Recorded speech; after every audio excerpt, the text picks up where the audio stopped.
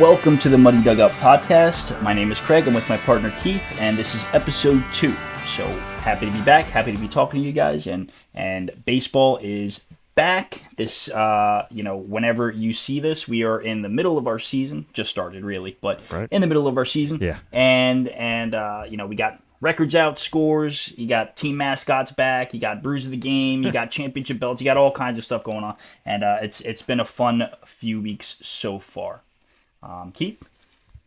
Brews of the game. Now, I'd never heard this. This is a South thing. I'd never heard of this. So will you explain this to me a little bit? And we're definitely going to have to get these guys on at some point. For sure. So the Amboy Brew Jays, they're player of the game, and you'll see it if you actually look up their Instagram.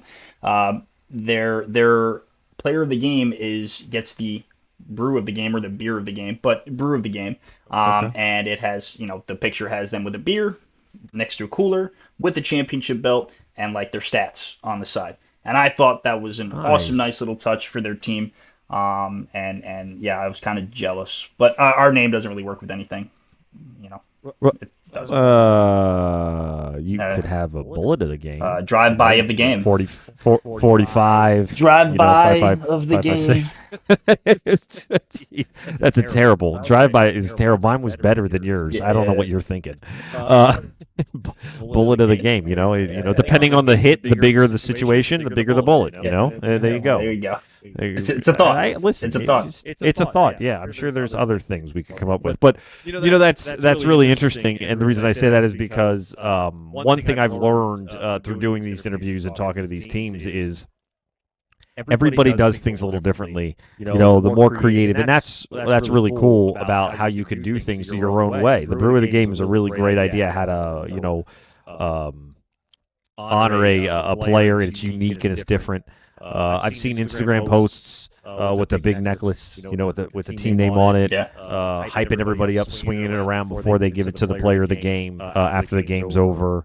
And I think that really is awesome because it kind of builds this uniqueness that we have with the NJBL and the ability to kind of be your own team. So I always think that's really cool, and everybody does things a little bit differently. And I always think that's always a really fun way to handle the league and handle your team. Yeah, like you got in our division, we have a team that has a song. The Somerset Cardinals play a song called Gloria.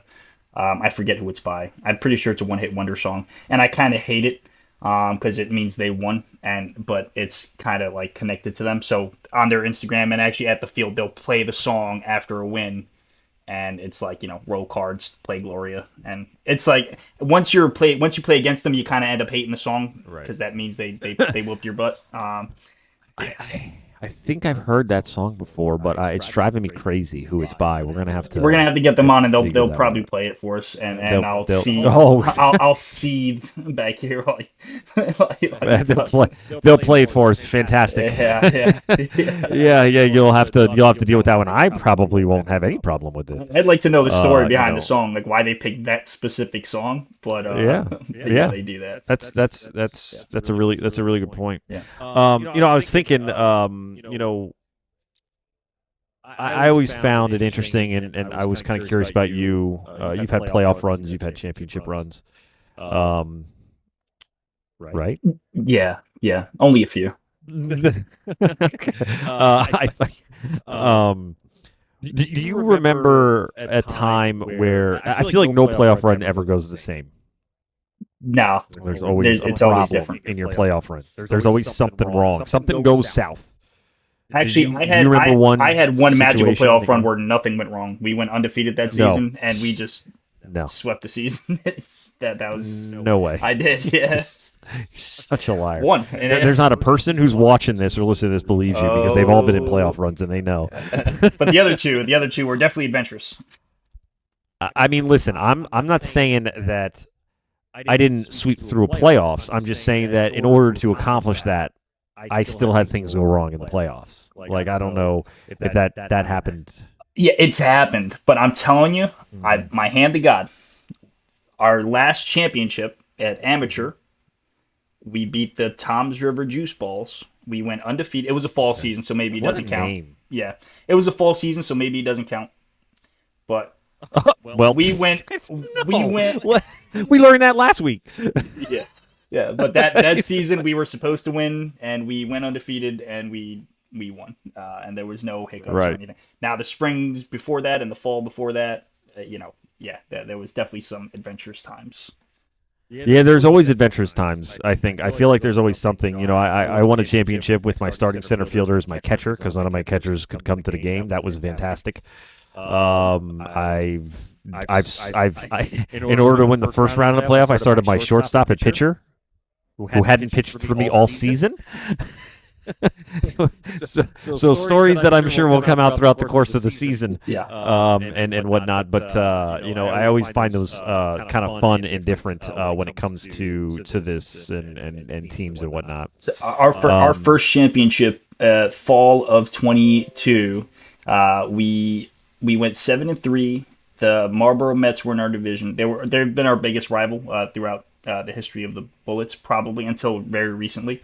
But that season, I qualified a guy on the last day of the season. We had a doubleheader, and a guy that everybody said, "Hey, this guy wants to play with us. He's really, really good. You got to see him." And I saw him, and he was in fact really, really good. Like I said, we were at the time 7-6-2, and then we had a doubleheader final game of this final day of the season. So I had to qualify him. I either had to go with the 12 plate appearances or the 10 innings pitched in the fall. So obviously the easier one to get to for sure is the 10 innings pitch. He just has to pitch both games. So he literally started. He pitched all 7 innings of game 1, and then he pitched 3 innings of game 2, qualified him, and then he helped us win the championship that year. He ended up starting at third base. He wasn't even really a pitcher. He was a third baseman, but that was the way I could qualify him. So we ended up winning those games with him on the mound, and he jumped on and he secured third base for us. And between him and the first baseman, they made like 20 of the 27 outs of game 3 of the championship that year. And we won a 3-1 game. And that I couldn't. Nice. I wasn't even in the dugout. I was smoking behind the dugout, like with my head down in the final inning. Like I couldn't even watch because like it was close. It was very, very close. You can't do that. You gotta be right up there. You gotta be the I was smoking. lead from the front, not from the. I was behind the dugout doing this, dude. In the ninth inning, I tell my starter's going to go out. I told him this is the last game of the year. Like win or lose, this is it, right? This is it. So go out there, and if you give up a base runner, he actually told me if I give up a base runner, take me out. First pitch gives up a base hit up the middle. So I bring in my closer. Now his first warm up pitch went 10 feet over the catcher's head. And I was like, "Oh my god, this is it. This is gonna be it." Oh boy, and that's it. But luckily, it didn't work out that way. He got like a pop up, a strikeout, then another pop up, and that was the ball game. And we won our first. So nice. that would always be special to me. That first one. Yeah, listen, the first one I think always is for anybody. It was special for us too. I had done a lot of work on our roster going into that year, and I felt really confident where we were. And you win that first one, and it takes a lot of pressure off. You finally feel like you kind of accomplished it, and now you're like, okay, now I know kind of what it takes a little bit, and it's always exciting. So the one I brought up, my shortstop, I had a shortstop who said he pitches every now and then, but we hadn't used all year because I had enough arms. And then we get to the first round of the playoffs, and my starter, who was my second pitcher, my number 2, my one couldn't make it, just isn't there. Like, just didn't show up, which is very unorthodox for him. No call, that never no show? happens. No call, no show. Yep, no call, no show. And I'm sitting here, and I had him, and I had my closer, late reliever, but he can't go many innings. So I was like, okay. I was like, do I open with this guy and then hope that my guy shows up because I can't get a hold of him? And I just, I go up to Lorenzo Pena, and I'm like, hey, you want to pitch? And he goes, I can pitch. And I'm like, okay. I was like, I'll start you then. And he goes, okay, I got you. And this kid goes out and he throws like 6 or 7 scoreless innings. Nice. And it was hilarious because I went to our catcher Dom before they walked out onto the field for the first inning, and I grabbed Dom. And Dom's a great catcher, and he handles pitchers phenomenally. That's why I love him back there. And I grab him, I'm like, hey man, you're gonna have to get this kid through this because I don't think he's pitched in a long time. And I'm like, so you're gonna have to.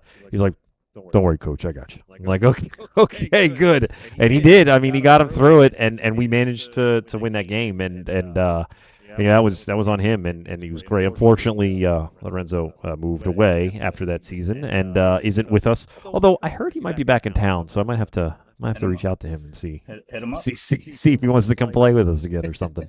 But yeah, so every playoff run has a unique challenge in my experience. It's not just me. I've talked to other managers who said the same thing, and it's always interesting. I can guarantee you, if you're watching this or listening to this, and you're a manager and you're on our short list of teams to come, think about that best story because I'm probably going to ask you. I'm going to ask that question during the interviews because I always find that to be interesting. It's a good way to learn about your team and your players and everything like that. So I always find that fun. And and this is kind of a good time to bring that up too, because beginning of the season, everyone still has a shot. You know what I mean? Like everyone still is hopeful. Like we might be able to make a run this year. So this is the best time to sort of think about that. The goal obviously is to have fun, right? Obviously, we all want to have fun and we all want to enjoy just a Sunday morning or a Sunday afternoon, but we all want to win. That's part of it, right? The competition part of it. And right now, while you're listening to this, your team still has a shot. I don't care how bad your roster you think you have, or what your record is. Maybe it doesn't your matter. first few games didn't go your way. Whatever it is, you still have a shot. So it's definitely fitting right now. Yeah, absolutely. I mean, we were 1 win away last year. We had a kind of a rebuild year last year, and we were 1 win away from, if we just won one of our early games that were winnable, we would have been in the playoffs. And I mean, you always think you're going to make the playoffs at the beginning of the year. You think your team's good enough, but so it's just the way it works. I think I'm gonna introduce something, and I think we're gonna do it, Craig. I literally on the fly. This is just Keith's brain working, and I think this is gonna be cool. But I was looking through some of the teams and the scores recently over the last week or so, and I think I want to have a competition. I want to do something on social media on our Instagram page to have a vote. I want to have a vote for the best team name in the NJBL. And I want to have the best logo in the NJBL, Okay. and I want to see what we get out of it. Whether we do it, we'll figure out how to do this. Listen, guys, all of you listening to this, this is literally, I have not said a word about this. It came to my brain like 5 seconds ago. So we still have to figure out how to work it out. But I think it'd be really cool, and I think that maybe we'll bracket it out and we'll put everybody in it, and we'll kind of shuffle it like it's March. I mean, we just ended, but March Madness, or has it ended again? I don't know. It's close. And we'll get everybody to vote on it, and use our social media pages, and get everybody to vote, and we'll see how that kind of comes out. But maybe we'll figure out something at the end for the winners. But there's a couple of them out there that are awesome. I don't know. I went out to.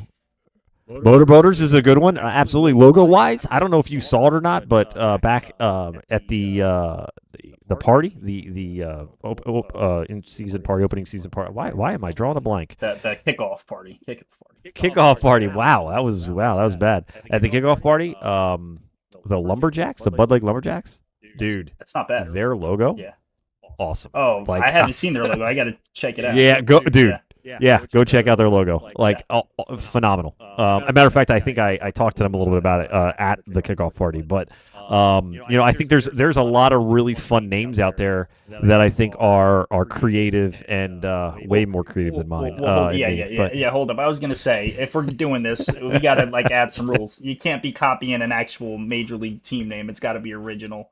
I think, listen, I think that everybody should be in it. I'm just saying that my guess is the teams that are copying names are probably going to be eliminated quickly. Unless, that's just probably the way it's going to work. How many Braves teams do we have in the league? Right. The rare, you mentioned the Motor Boaters are good. That's a good one. Yeah.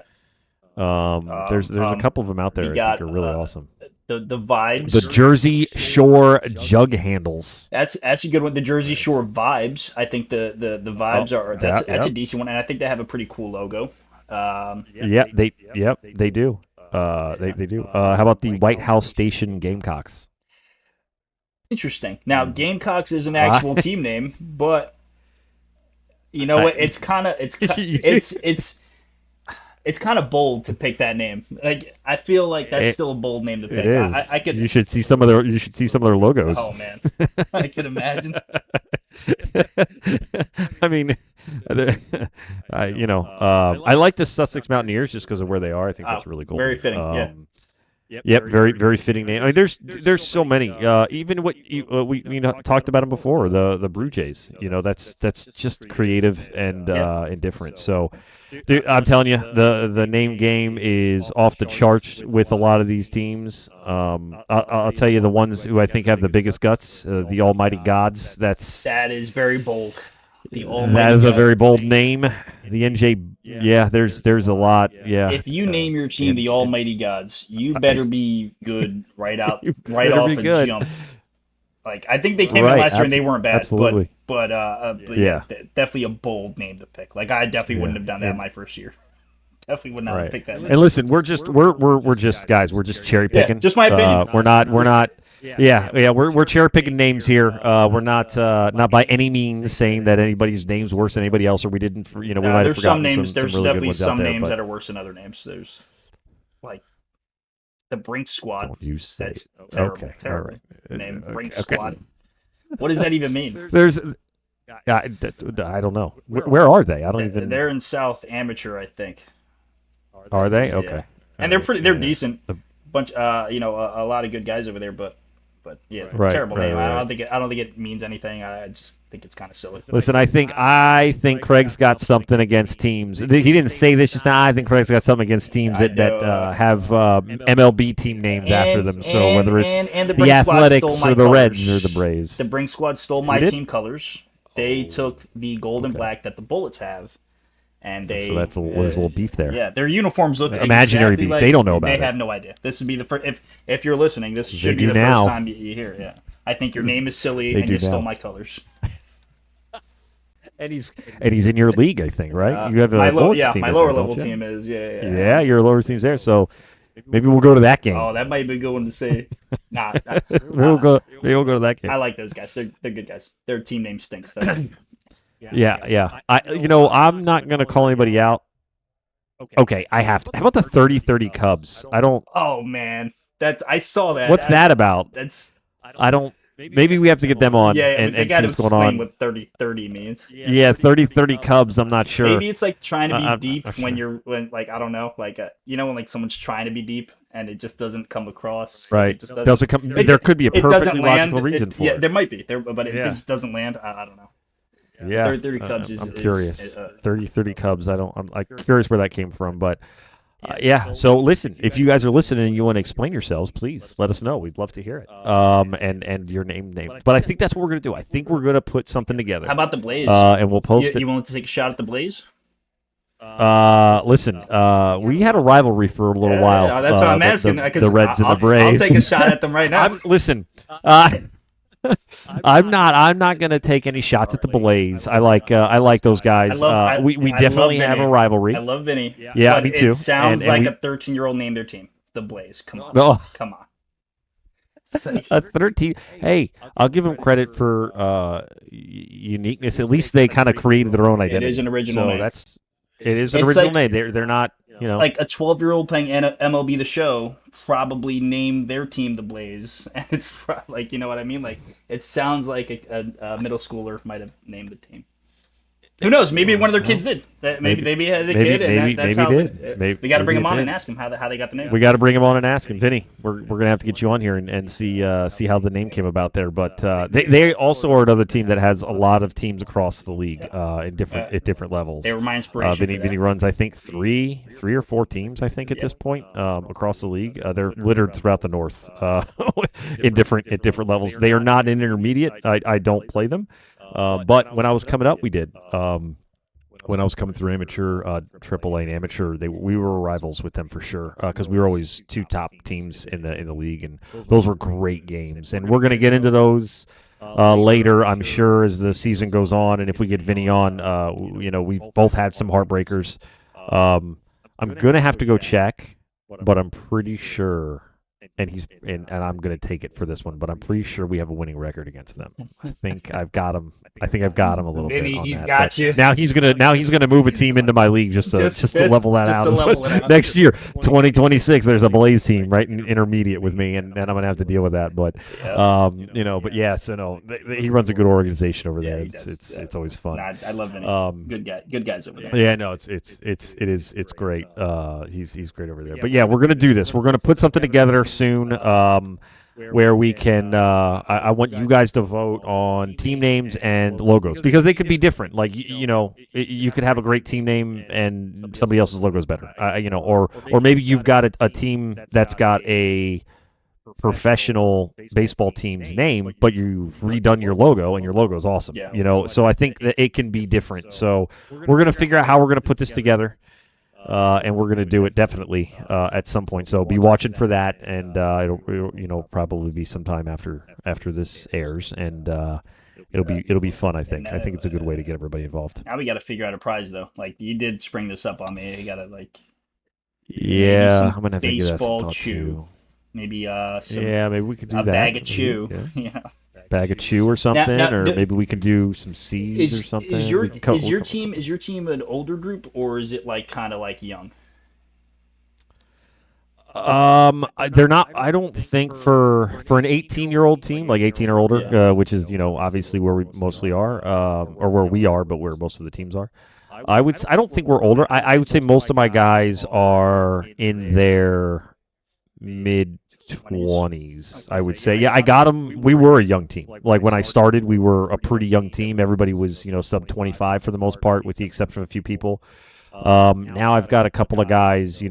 I got a couple of guys over 30, and just over 30, and a lot of guys kind of that 25 to 30 range. I have a bunch. Do you find that a lot of your guys are like chewing tobacco or like those like lip things that like people put in? They look like almost like a mints, but they're like little tobacco things, and they stick. Do you find that that's like making a comeback? Like on your team, like I see it like all around now. Like I see other teams, even young kids, like they're like packing their lip with like tobacco. And it's with Big League Chew, but like legit though. And like I'm a smoker, and I got smokers on my team, but like I'm seeing like legit people dipping like on the team. Right. Yeah. No, I don't actually. I don't think I have. Ooh, I might have one guy, but I don't think I've seen him do it in a long time. So I don't know if I have anybody right now that's doing that. I agree with you. I'm seeing it more and more often, but I'm not really seeing that as much with my group as maybe other groups are. I think it's a take a look around at all the teams you play because it's making a comeback. Yeah, I'm seeing ball players end up on the field with like just like a big cheek, big old lips. Yeah, of something. I mean, I will say. I don't know if it affects it too much, and we've talked about this in the past. We have a lot of turf fields up here. That's right. And I think that a lot of those guys know like that's probably not the best thing on a turf field. And spit your dip on a turf field. Yeah, I don't think they really want. It doesn't necessarily. I don't know if there. I'm sure there's a rule somewhere that says it, but we always get the no medals, no metal cleats and no seed rules and whatnot. And the turf fields will say that will literally say it on a sign, no seeds and no cleats. So. Yeah, none of that stuff. So I don't know how often I see it up here as much as you guys see down there. It also could be the areas. I don't know, but it's You guys got hookah in the north, I'm sure. Some of those Latin teams, they come in blasting some bachata with a hookah in the dugout. Yeah. You'll get some of that with those teams for sure. He'll definitely get some of that. Yeah, definitely. And then I don't know, how are you guys with music? Do you guys get a lot of music at your games? Because I feel like more and more teams are playing music in between like innings and stuff. So my team is a music between innings team. So you're the culprit. Yeah. We definitely do it. Yeah. There's other teams. I find it's usually, I'm not gonna lie, it's usually the Latin teams. I'm Puerto Rican, so I can say it. Right. Latin teams, they love doing that. Music blasting. And dude, I remember one field. It was like in a regular neighborhood, and we're having a 9 a.m. game, and we're blasting like reggaeton like at 9 a.m. and there's like a house like right there. And I'm like, it's a Sunday Right. morning, Yeah. and I'm like, man, I hope no one Couldn't do it. complains. I hope no one says I couldn't anything. do it. Yeah, it's rough. I think I think one of these days I'm gonna like just surprise my team and just mess with them because I don't know when I'm gonna do it. I'm just gonna set it up, but they're gonna know now for those who watch it. So maybe it won't be this year. I don't know. Yeah. I'm gonna get the app that does the announcing. So you'll be like, Oh, now batting number 2. we actually did that last year. It's actually really cool. Did you really? Yeah. Is it cool? Yeah, Yeah. yeah. Yeah. Just really surprise them, and they'll be like, Yeah, people love it. They really do. but then you gotta like get like walk up music from everybody, and then That's the figure challenging that part, out. yeah. And then like editing it Yeah, like to the exact second they want the song to start. Right. You know. And then I live stream all of our games on YouTube. So then it becomes a complicated like I gotta mute the volume because I don't want copyright issues and all this stuff. So it might be a game where I can't live stream or something. I don't know. You we'll might figure need that a out. producer not only for this podcast, but you might need a producer for your ball games just to handle. I need a producer just for to my. handle I already the do. music and the live stream. Dude, I'm not even joking. Like every time I see a fan or a parent or a girlfriend, I'm like, hey, are you gonna come to a lot of the games? Because if you are, you Yeah. can do my cameras or you can do my scorebook or my iPad. Like you can do whatever. I actually had a dad come up to me. I'm like, you gonna be allowed to the games? He goes, yeah. He's like, I used to score my son's games all the time. I'm like, want to do it again? Bucket. Here you go. Here you go. Knock yourself out. But no, dude, you're right. It's so this live streaming thing has been interesting. A little bit into it now and kind of understanding it a little bit more. And if you want to go watch any of our games, good luck. They're there, but they're a little choppy still. I'm still trying to fine tune some things with it, but it's been difficult because I'm not used to not watching the game. So I have 4 cameras on the field. So when the ball gets hit, I have to switch the camera to the right spot. And when I don't do Oh, that, man. it just looks like if the camera's looking at the hitter and down the third baseline for a right-handed hitter and he hits it to second base and I don't move the camera, you just see the guy run out of this picture and you don't know what happened. Right. So I got to hit the camera real quick and switch it. But meanwhile, I'm like this on the field. I'm like this. I'm like, oh. And then I press the. And like the first baseman's already off the bag, throwing it back to the pitcher, and I'm like, oh, shit, goddamn. So like it's been an adventure, learning and changing the way I kind of look at the game a little bit when I'm live. But I am You don't have trying to teach my players. Yeah, you don't have one guy on the bench that can just press a button. I do, and they have to learn though. So I have to show them how to do it, and they're picking up on it. I have a couple of POs. So that's an advantage because when they're not pitching, not really doing anything else. And I have a guy who really only is our second catcher. He pitches a little bit, so he's when I alternate catchers, he's kind of around. So Right.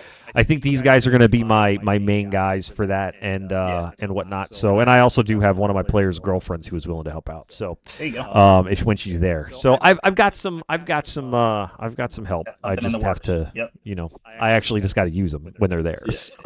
So and it'll be good. But yes, the NJABL YouTube is where I stream all of the Bergen County Reds games. So if you want to watch, or if you're in North Intermediate and want to do some research, I don't know why I decided to do this because I thought about that after the fact. Yeah, you can scout the crap out of us, but it's okay. It's fine. I also have tape on all the teams I play, so haha. You can use that to my advantage. Oh, you can't hit an outside curveball? No problem. Now I know. so yeah, so that's always a fun thing.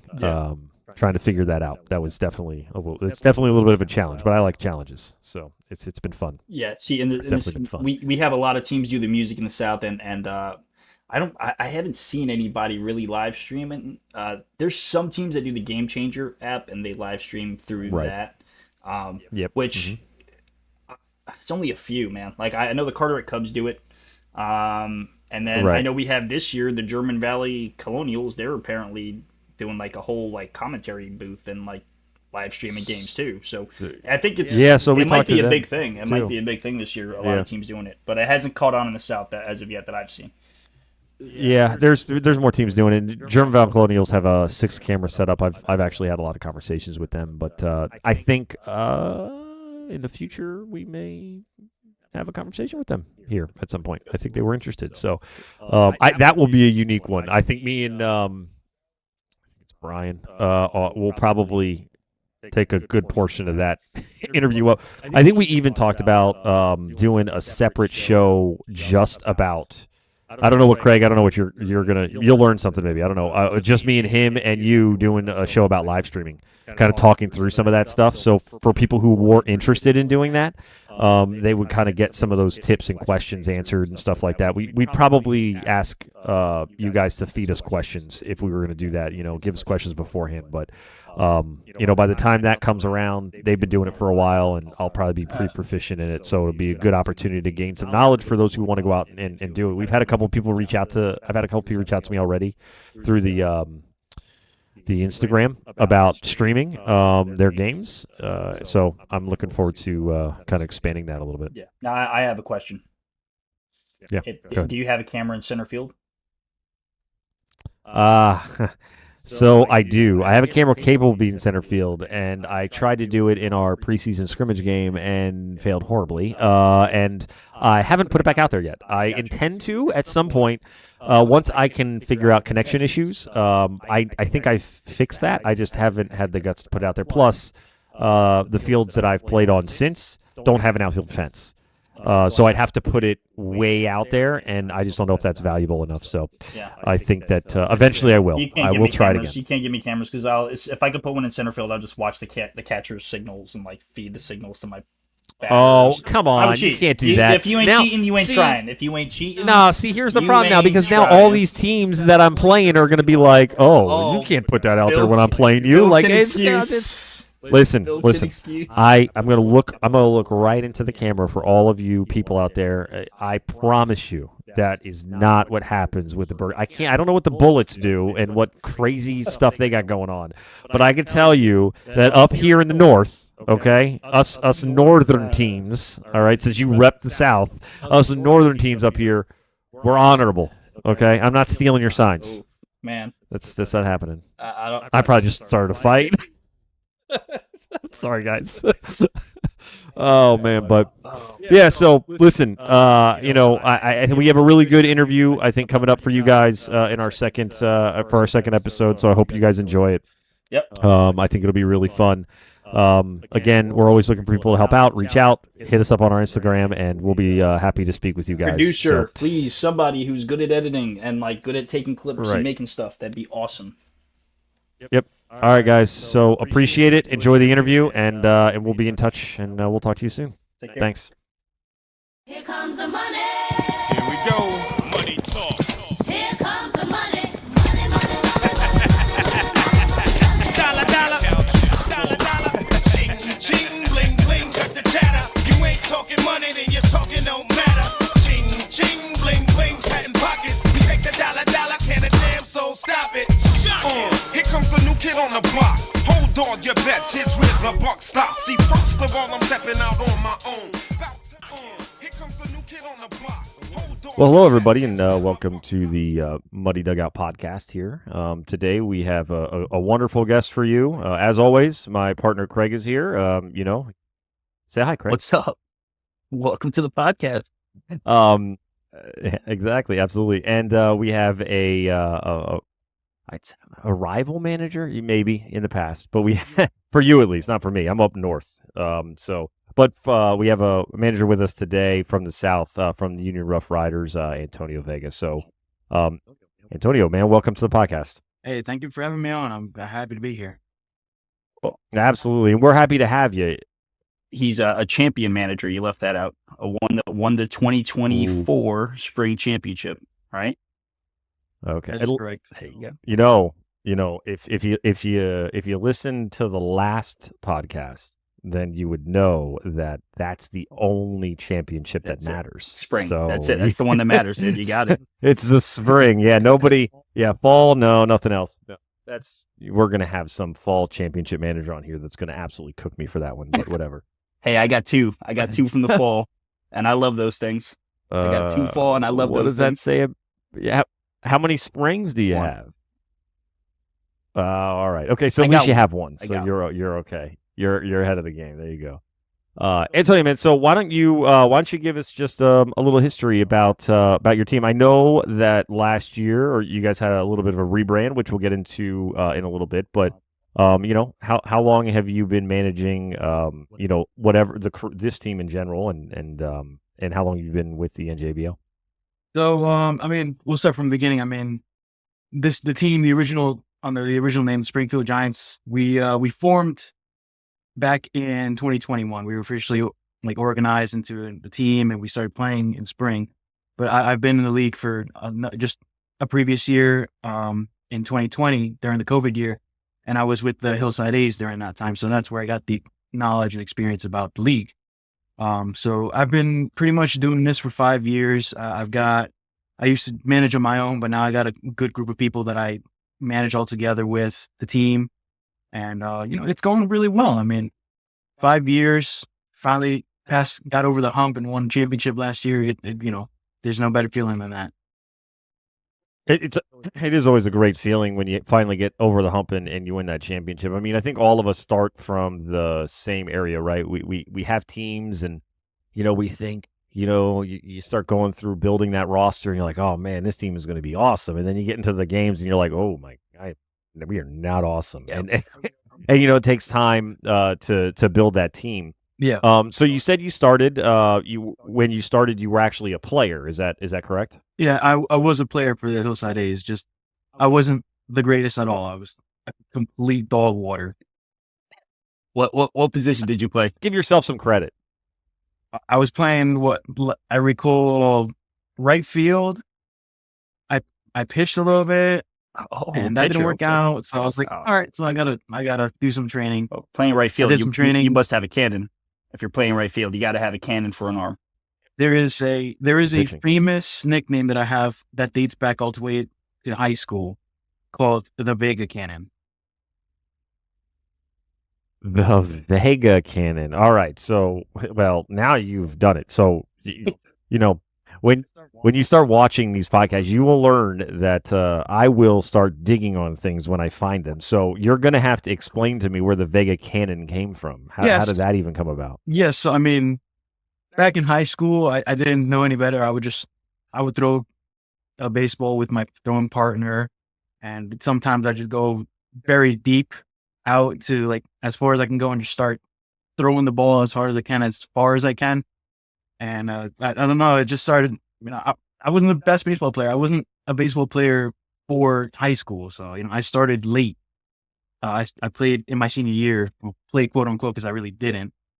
But it just half the stuff that I would do in high school is just funny stuff and just doing my best, pretty much just showing up every day and just wanting to be on that team. And the story pretty much is that because of those reasons, this kid that's not even good at baseball, he's just throwing the ball so far. He's got a freaking cannon.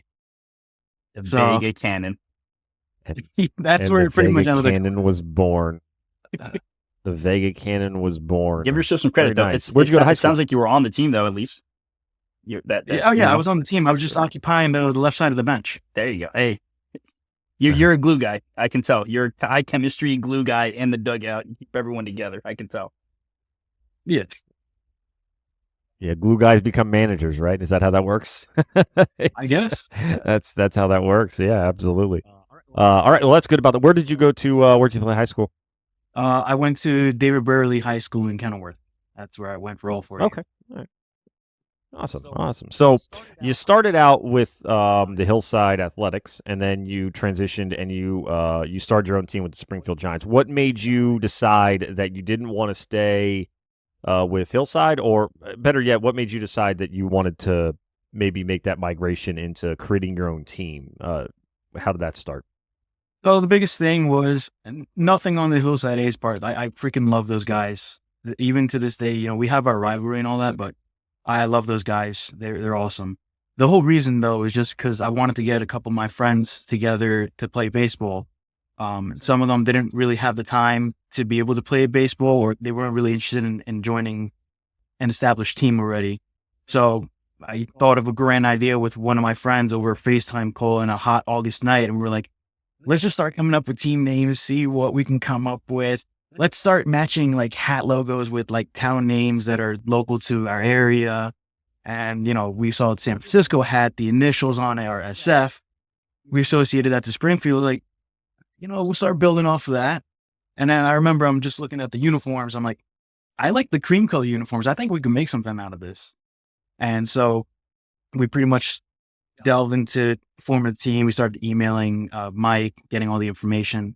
And then once I started reaching out to a couple of friends who were playing at David Rarely, my former high school, and they were interested. So it was like, okay, so I think we can get something going. Let's see what we can do from here. And lo and behold, a couple months after that, I think it was August of 2020, maybe September. A couple months after, we're on the field playing our first game against the Clinton Millers on opening day, which to this day, I'm so happy that we managed to win our first opening day game and then lose every single game after that. See, that's a blessing and a curse. First off, I started a little bit before you, and I don't think I could tell you the first team we played, so that's pretty impressive. And the fact that you won. But see, yes, I would have liked to have won my first game too, but then I think I would have had this false sense of like we're so good, and then just to get smoked the rest of the season would just be terrible. It'd be heartbreaking. Like, I thought we were so good. For a week, you're living on a high to realize that it's not the case. So who's had the upper hand between you guys and the A's so far in your rivalry? So I already did the count. The A's had us in the first half, like in our first couple of years, but we've gone to them towards now the latest. I think our record right now is 6 wins for us and 5 wins for them. Nice. Is that a rivalry just because you guys are typically always on the same level, same division, so you guys just had a long history together, or is there like a little? I know you started there, but is there a little bit more in there that we don't know about? Not as far as I know of. I know we're in the kind of same general vicinity, Hillside and Union, Hillside and Springfield. Where it's like literally right down the road. And we're also at the same level too, so it just kind of naturally develops over time. But it's definitely one of my favorite. Like, if we play any team, I'm always like excited to play against the Hillside A's. It's just, I don't know what it is about it. Like, I love seeing my former team. I love saying hello to them. I love playing against them. It's just a good old time between the two of us. And now, listen, rivalries. When I first came up in 2022, I remember Vega. I remember pretty much all the managers from that year, and almost everyone kicked my butt that year. We were 2-16. Vega also kicked my butt. However, he was nice about it, and I always respected that because now, as we developed as a team, I always remember the people that were always respectful and nice to me. Now the Hillside A's, they're disrespectful. When they win, they're like running the bases backwards. They're like bat flipping, stealing with like up 10 runs. I'll never forget that. They're definitely some hot dogs over there, 100%. Yeah, I mean, they have a reputation that I know as well. That I've heard the conversations when I was with the team. The one thing that I told my guys is, even from the beginning, is we're not them. We are not them. There's no way we're going to be like them. We're going to be our own version of ourselves, and that's what we're going to stick to. So even if they start doing all that Yahoo, whatever it is, we're doing the opposite of that. We do not care about that. What we're going to do is, if we lose, take it on the chin, come back the next time, we'll beat them the next time. If we win, good, heads held high, keep moving on. Yeah, and that's I'm with you on that, definitely. I don't think I've ever had the pleasure. I feel like there's at some point I played against the Hillside A's in like a fall season or something like that. I don't remember though. I feel like at one point they came up north just to fill out something because kind of on that area, that brink kind of area, so that like around that border. So, but I vaguely remember doing something with them. I don't remember what it was, but I clearly don't have the rivalry knowledge that the two of you have when it comes to some of those teams down there. You mentioned, just going back a step, you mentioned that, when you started this, you were getting a bunch of your friends together to start the team, the Springfield Giants. I always like to know that was like 5 years ago. Besides yourself, do you have any of your remaining first-time roster still with you? I mean, I can name them off right now.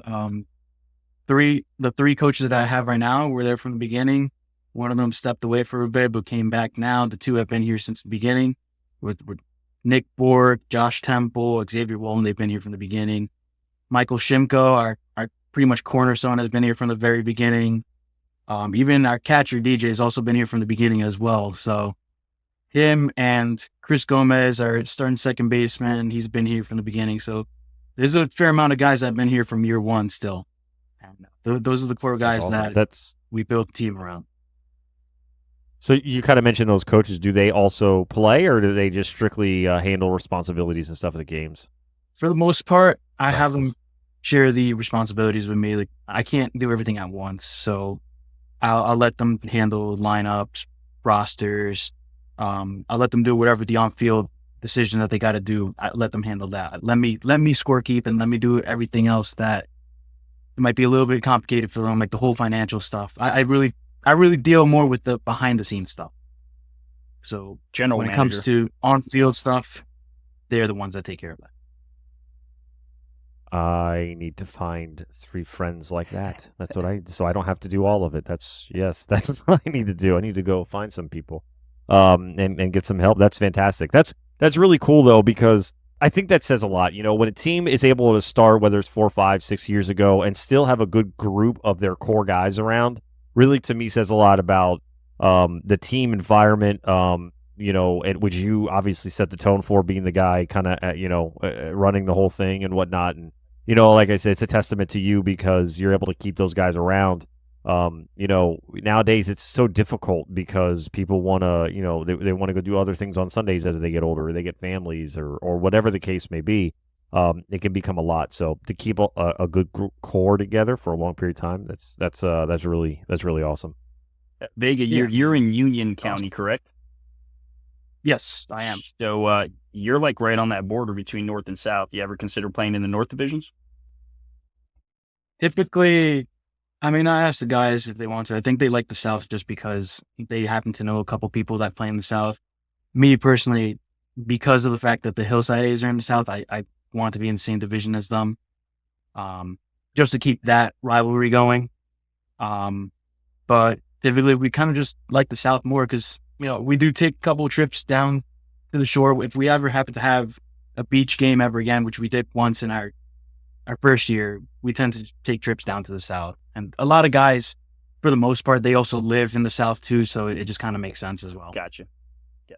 You said you had a beach game? I think. What is a beach game? So what is a beach game? in our first year, we played against a doubleheader against the Gypsies on the Go, one old team that I remember. And we went down to Tom's River. We were hoping this is where we're deep into this route of a season. We're like 1-13. We're like, today's the day we change. Let's right the ship right now. And then we get 20 run in both games. We're like, you know what? We're going to Seaside Heights.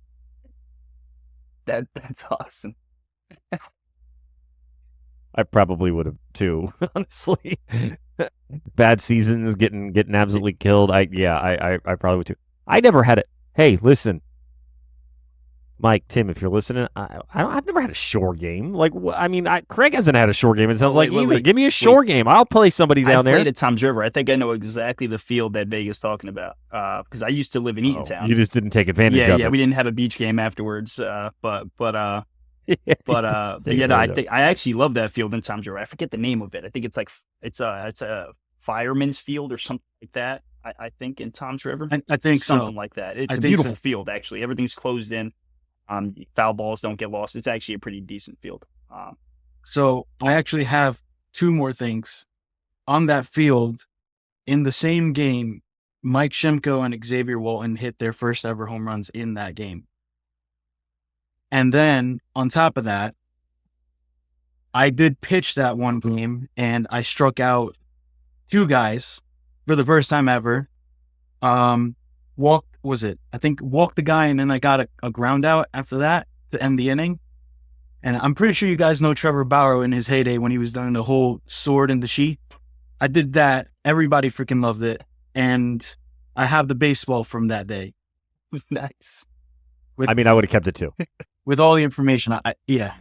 So That's great. That's Look at that. beautiful. I can see it. That's awesome. so two guys and that great. two guys in that side got hit with the Vega cannon and struck out. The Vega. You know what? I'm going to be honest with you. That should be on your jersey. 100%, dude. I'm not lying to you. Like you, 100%. It should not be your name. It should just be the Vega Cannon, and you should be the only one in your entire team that has a nickname on their back. That's. I mean, come on. I think you've earned it. You've earned it. So Yeah. go ahead. I mean, yeah. I don't really prefer a nickname. I'd rather have just my name on my bag. I'm not a big nickname kind of guy. On my jersey, at least. I know there were we used to do nicknames on our jersey years ago, but nobody really chose to do it. So I was like, all right, whatever. Nah, I don't do it either. I actually don't like the look of it. I don't know how you feel about it, Keith, but like there are some teams that like go really hard with the nicknames, and like you really don't know who you're playing because like the nickname would be like Big Daddy number 39. It like I never like that, so I force my team to we're just doing last names and that's it, you know. But I don't know how you feel about it, but I'm the same way. I'm a last name guy. No, I'm in the same boat. We just we just did a rebrand this year too. Just new uniforms. But we put our names on the back this year, and a couple of guys hit me with nicknames, and I'm like, no, we're just gonna stay with our. It names. always gets out of hand. If you let one guy do it, it'll get out of hand quick. Yep. I think it was the and it was. It didn't take off. It just nobody wanted to do it. That's yeah. No, you know what it was? Is it came up because I have 1, 2, 3. I think I have 3 or 4 sets of brothers on my team. So there's a lot of like double names, and so like, one of them kind of came up, and then of course the oldest is like, well, I'm the oldest, so I just get my last name. They have to have the first initial, and I'm like, oh jeez. So I just made a decision. They're all going to live with it. Is what's going to happen. It's just how that works. So before, there's always a couple of questions I'd like to ask about championships, and since you just recently won one, we're gonna get into that in a minute.